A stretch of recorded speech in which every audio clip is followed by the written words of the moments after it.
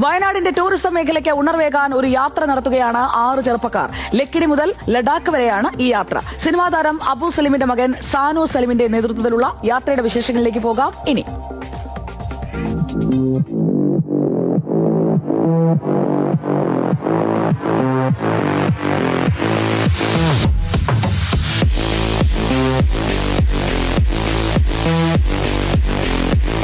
എറണാകുളത്തുകാരനായ ആദിലും കൊല്ലത്തുകാരനായ യൂനസും താമരശ്ശേരി ചുരം കയറിയെത്തി. വയനാട്ടുകാരായ സാനു സലീമും ഷിനോജും ബുഷിയും ആരിഫും തയ്യാറായി. ഇവർ ഒരു യാത്ര നടത്തുകയാണ്.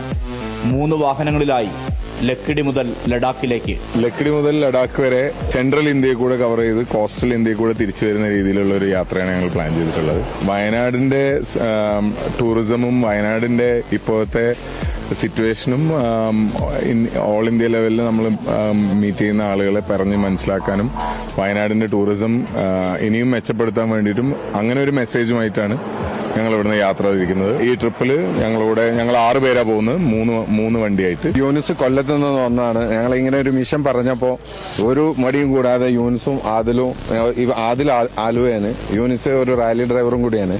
അപ്പോൾ ഞങ്ങളെ ഈ വയനാടിന്റെ ഈ മിഷൻ പൂർത്തിയാക്കാനും അവരും കൂടെ ഞങ്ങൾ കൂടെ വരുന്നുണ്ട്. യാത്രയുടെ ലക്ഷ്യം വയനാടിന്റെ ടൂറിസം മേഖലയുടെ ഉണർവാണ്.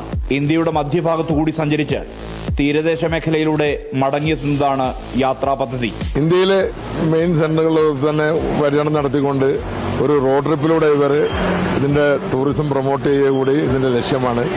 കാരണം വയനാടിന് അങ്ങനെ ഒരു സാഹചര്യം ഇപ്പം നിലനിൽക്കുന്നതുകൊണ്ട് അതൊന്ന് മാറ്റിയെടുക്കാൻ വേണ്ടി അവർ മുൻകൈ എടുത്ത് ഇറങ്ങിയതാണ്. 6 പേരാണ് പോകുന്നത്. ഇവർ 25 ദിവസത്തോളം പരിപാടി ലക്കിടി ടു ലഡാക്ക്. ലക്കിടിയിലെ ചങ്ങലമരത്തിന് സമീപമുള്ള കരിന്തണ്ടൻ പ്രതിമയ്ക്ക് മുന്നിൽ നിന്നാണ് യാത്രയുടെ തുടക്കം.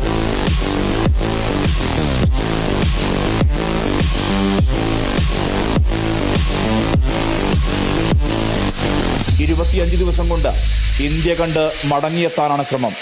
Big TV Wayanad.